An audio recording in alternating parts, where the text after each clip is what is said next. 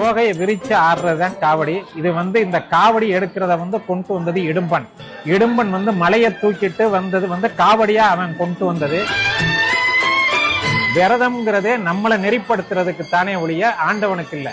அந்த 30 நாள் நம்ம நெறியோட இருந்தா நமக்கு நல்லது நடக்கும்ங்கிறது ஆண்டவனை சாட்டி நம்ம நல்ல உடம்ப வச்சுக்கிறோம். அதுதான் உள்ளது. எல்லாரும் நல்லா இருக்கும். அழகென்ற சொல்லுக்கு முருகா. வணக்கம். வெற்றிவேல் முருகனுக்கு அரோகரா. என்னுடைய பேர் இளங்கோ, நேமங்கோயிலை சேர்ந்தவன். எனக்கு இப்ப வயசு 72. ஒரு 45 வருஷம் நடந்திருக்கேன். ஒரு 33 வருஷம் மௌன விரதமா போயிருக்கேன். எங்க ஊர்ல இருந்து காவடி எடுக்கும் போது மௌனத்தை ஆரம்பிப்பேன். அங்க காவடி செலுத்தும் போதே மௌனத்தை முடிப்பேன்.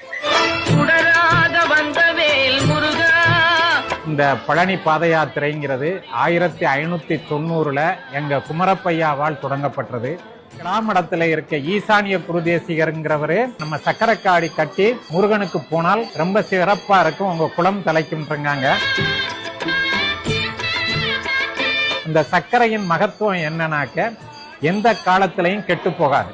எல்லா காவடி பிள்ளைகளுடைய சர்க்கரையும் வாங்கி பழனி ஆண்டவருக்கு சர்க்கரையில அபிஷேகம் பண்ணி எல்லாரும் சர்க்கரை மாதிரி மனசு கெட்டு போகாம பழனி ஆண்டவருக்கு என்னைக்குமே தொண்டு செய்யணுங்கிற எண்ணத்துல ரொம்ப சிறப்பா நடந்துகிட்டு இருக்கு. அந்த சர்க்கரை காவடியை கட்டி நம்ம கொண்டு போய் முருகனுக்கு சர்க்கரையத்தான் அபிஷேகம் பண்றது. ஆனா பழனிக்குன்னு முத எடுத்தது நம்ம நகரத்தார் காவடி தான்.